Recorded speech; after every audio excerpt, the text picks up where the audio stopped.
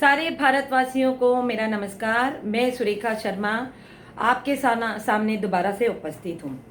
Police अधिकारियों ने एक नई गाइडलाइन निर्धारित की है। उसके अनुसार अब हमारी सामाजिक स्थिति सामान्य नहीं रही, असामाजिक स्थितियां पैदा हो गई है। इन कोरोना काल में सभी के चेहरे पे मास्क लगा होने की वजह से चोर उचक्कों की पहचान करना मुश्किल हो गया है। इसीलिए पुलिस वालों के लिए ये एक चुनौतीपूर्ण कार्य है।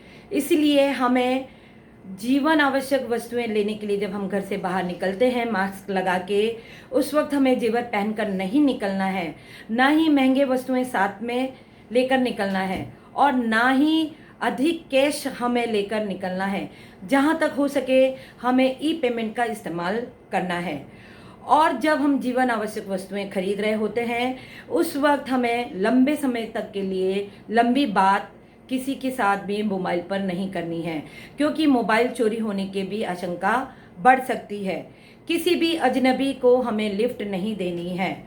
और इसी के साथ साथ जब घर की घंटी बजती है उस वक्त हमें सतर्क और सजग बने रहना है। किसी भी अजनबी को हमें घर में प्रवेश होने नहीं देना है। इसी के साथ साथ हमें विशेष ध्यान अपने बच्चों पर देना है, क्योंकि हमें इन कोरोना काल में बच्चों को सक्रिय बनाए रखना है और इन कोरोना काल में उन्हें लड़ने के लिए हमें स्ट्रॉन्ग और मजबूत करना है। अब ये लड़ाई बहुत लंबी है। इस कोरोना को हमें अपने जीवन का हिस्सा बनाकर चलना होगा। ये अब हमारे जीवन का हिस्सा बन चुका है।